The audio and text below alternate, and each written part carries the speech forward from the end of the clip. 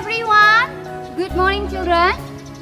Be thankful to our Lord and praise our Lord for all things that He has done in our life, for His kindness, healthy, and all things in our life. Anak-anak, Tuhan begitu mengasihi kita semua. Tuhan mengasihi umat-umatnya. Karena itu anak-anak, mari kita puji Tuhan, kita muliakan Tuhan, kita katakan kepada Tuhan bahwa kita ini adalah milik Tuhan. Aku milik Tuhan selama-lamanya, sebelum dunia jadi, Ia telah memilih daku. Ia mati dan bangkit menebus jiwa daku. Aku milikku, tak berubah selamanya. Everybody, put your hand, close your eyes and bow your head. Let us pray. Heavenly Father, thank you for this morning. Thank you, Lord, for new day that you had given in our life. Lord Jesus, before we start our learning and our activities, Lord, we need your words. We want to listen your words. Help us to understand, Lord, and please give us ability and power to do that in our life. Thank you, Father. In the name of Jesus Christ, we pray. Amen. Teman-teman, ayat hafalan kita hari ini diambil dari Mazmur 145 ayat 18. Tuhan dekat pada setiap orang yang berseru kepadanya, pada setiap orang yang berseru kepadanya dalam kesetiaan. The memory verse for today is from Psalm 145 verse 18. The Lord is near to all who call on Him, to all who call on Him in truth.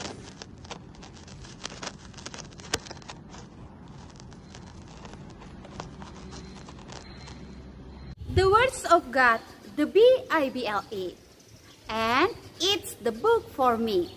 Children, let me say to our Lord, the Bible is the books for me.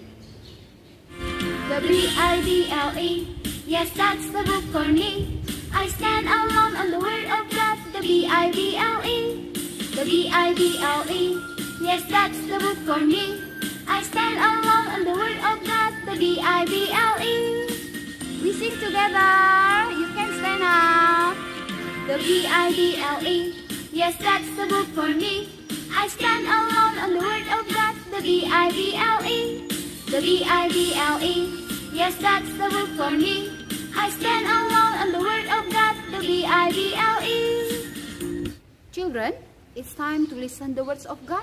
Before that, put your hand, close your eyes and bow your head. Let us pray. Heavenly Father, thank you, Lord. We have finished to worship you in this morning. Lord Jesus, in this time, we want to listen your words. Help us to understand. Please give us cleverness, good understanding, to know more about your words. Thank you, Father. In the name of Jesus Christ, we pray. Amen. Anak-anak, apakah kamu pernah diundang oleh seseorang untuk makan di rumahnya? Atau mungkin orang tua kamu pernah diundang seseorang untuk makan di rumahnya? Nah, demikian juga Tuhan Yesus diundang oleh seorang Farisi di Kapernaum untuk makan di rumahnya. Orang Farisi adalah salah satu pengikut dan pengajar agama Yahudi pada zaman itu. Pada waktu Yesus sedang duduk makan di rumah orang tersebut, tiba-tiba datang seorang perempuan yang dikenal orang yang sangat berdosa. Perempuan ini membawa satu buli-buli berisi minyak narwastu. Apakah anak-anak tahu apa apa itu minyak narwastu? Ya, minyak narwastu adalah minyak wangi yang terbuat dari getah pohon narwastu. Minyak wangi yang dibawa perempuan ini berharga lebih dari 300 dinar. Upah harian pekerja saat itu adalah 1 dinar.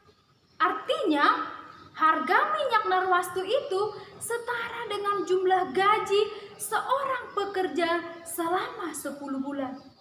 Wah, betapa berharganya ya anak-anak minyak narwastu yang dibawa perempuan itu.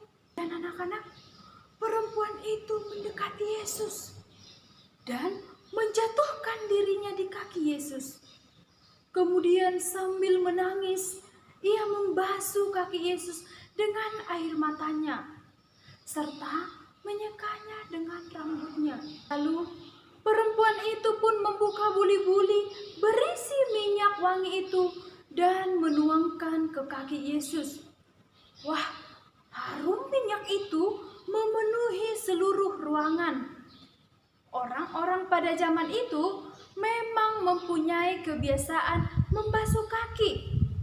Itu adalah sebuah bentuk penghormatan kepada tamu yang datang ke rumah. Apa yang dilakukannya di sini? Aku tidak tahu.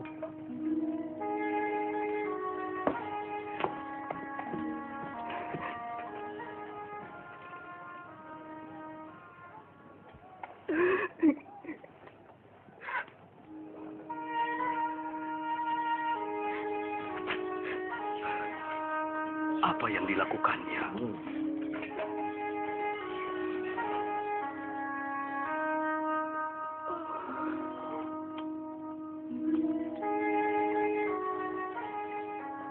Jika orang ini benar-benar nabi, tentu ia tahu siapa wanita ini. Dan apa dosa-dosa yang telah dilakukannya. Aku tahu orang ini Simon. Dengarkanlah aku. Dalam kisah ini, orang Farisi sebagai tuan rumah tidak membasuh kaki Tuhan Yesus. Ketika Yesus sedang datang ke rumahnya, Simon tidak membasuh kaki Yesus. Kemudian Yesus menoleh kepada Simon dengan sedih dan berkata, "Simon, aku datang ke rumahmu sebagai tamu, tetapi kamu tidak membasuh debu yang ada di kakiku. Lihatlah bagaimana perempuan ini membasuh kakiku dengan air matanya. Engkau tidak menyambutku dengan ciuman, tetapi ia mencium kakiku. Engkau tidak menawarkan minyak untuk mengurapi rambutku, tetapi lihatlah bagaimana ia menuangkan minyak wangi yang ada dalam buli-buli semuanya ke atas kakiku." Kata Yesus. Anak-anak, Simon tahu kata-kata Yesus itu benar. Ia tidak menawarkan apa-apa kepada setiap tamu yang lelah menumpang di rumahnya setelah seharian berjalan kaki. Simon pun duduk diam karena malu. Melihat kejadian itu, orang Farisi berkata dalam hatinya bahwa Yesus seharusnya menjauhkan diri dari perempuan berdosa itu. Dia merasa kalau Yesus adalah seorang nabi. Seharusnya dia tidak membiarkan perempuan berdosa untuk mendekatinya. Tetapi anak-anak tahu bahwa Tuhan Yesus adalah Tuhan yang murah hati. Yesus tidak pernah memandang ataupun memilih-milih manusia. Yesus tidak pernah memandang dari harta. Tetapi Yesus menginginkan hati kita yang bertobat. Sekalipun kita pernah melakukan perbuatan yang salah, tapi Yesus menginginkan pertobatan seseorang lahir menjadi baru. Akhirnya perempuan berdosa itu mendapatkan pengampunan. Kemudian Yesus berkata kepada perempuan itu, "Dosamu telah diampuni." Demikian juga Yesus berkuasa menghapuskan dosa perempuan itu, karena Dia adalah Allah yang Maha Agung. Orang Farisi mempertanyakan, siapakah Yesus sehingga berani mengampuni dosa perempuan itu? Menurut pemahaman mereka, hanya Allah saja yang berhak mengampuni dosa. Jika ada seseorang yang mengaku dan bertindak sebagai Allah dalam mengampuni dosa, maka ia akan mendapatkan hukuman mati atau kutukan dari Allah. Anak-anak, lihatlah betapa Tuhan Yesus adalah Allah yang mampu mengampuni orang yang berdosa. Dia akan mengampuni kesalahan anak-anaknya yang mengakui dan menyesali dosa-dosanya. Seperti perempuan tadi, meskipun dia adalah seorang yang sangat berdosa, tetapi ketika dia menyadari akan dosa-dosa serta kesalahan yang ia perbuat, dia datang kepada Tuhan Yesus, membasuh kaki Yesus, dia menyesal akan perbuatannya, maka Tuhan mengampuni dosanya. Sama juga dengan kita anak-anak. Ketika kita pernah melakukan dosa, pernah melukai hati Tuhan, tapi ketika kita menyesal, ketika kita mengakui di hadapan Tuhan atas segala dosa yang pernah kita perbuat, maka Tuhan mengampuni dosa kita. Sebab setiap manusia tidak pernah lepas dari dosa. Bahkan Miss juga setiap hari mungkin melakukan dosa. Anak-anak juga mungkin melakukan dosa. Bahkan tanpa kita sengaja, melalui perkataan, melalui penglihatan, bahkan melalui pikiran kita melakukan dosa. Maka kita cenderung melakukan dosa setiap harinya. Oleh sebab itu, kita perlu mengakui dosa-dosa kita dan meminta pengampunan Tuhan Yesus setiap hari. Apakah anak-anak pernah ketika melakukan dosa, menyesali dalam diri, kemudian meminta ampun kepada Tuhan? Nah anak-anak, mari kita renungkan setiap hari dosa apa yang pernah kita lakukan. Kemudian kita memohon ampun di hadapan Tuhan.